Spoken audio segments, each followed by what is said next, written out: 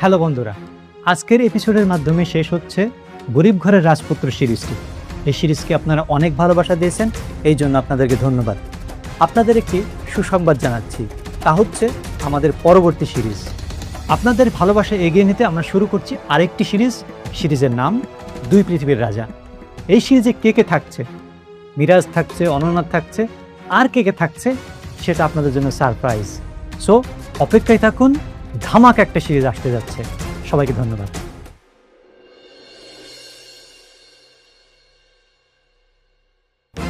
যখন আমাকে প্রয়োজন ছিল তখন তুমি আমার কাছে এসেছিলে, আর এখন আমাকে প্রয়োজন নেই তাই আমাকে দূরে ঠেলে দিচ্ছ, তাই না? ওর কথা ভাবতে গেলে আমার সন্তানের কথা মনে পড়ে। একটা সন্তান না হলে আমি অনেকের কাছে কিভাবে যাব বলো?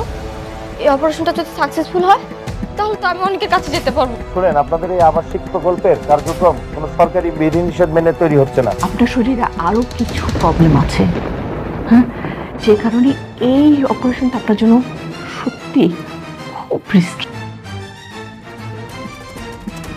আমি তো দেখতেছি সবকিছু মোটামুটি ঠিকই আছে। কাল নতুন করে তদন্ত হবে আর আমি সেখানে থাকবো।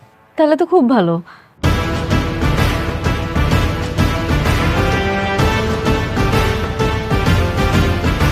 আপনি এই জন্যই তো বলি, প্লটের সকল ডকুমেন্টস, নকশা, ডিজাইন ঠিক থাকার পরেও ভুলটা ধরলো কে? তা কত টাকা খেয়েছেন? টাকা টাকা খাবো কেন? আর আপনি এখানে শালিমার গ্রুপের সাথে আপনার সম্পর্কটা কি? উনি আমার হাজবেন্ড। ও আচ্ছা, তাহলে তোমরা দুজন আবার মিলে গেছো। চোনরা তো হাজব্যান্ড ওয়াইফের মধ্যে থার্ড পার্সন আসলেই সেই ঝামেলাটা বেশিক্ষণ থাকে না। কেন জানিস?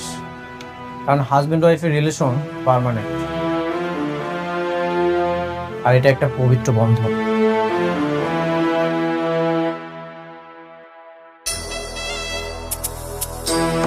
আর আপনাকে কত টাকা দিয়ে এখানে নিয়ে এসেছে? আপনি জানেন না আমার পরিচয়টা কি?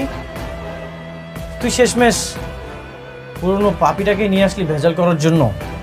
স্যার, ও যে এত কথা বলতেছে, ওকে বলেন যে ও যে চ্যালেঞ্জ করেছে তার যুক্তি কি? যুক্তি চাস তুই? আয়, তোকে যুক্তি দেই।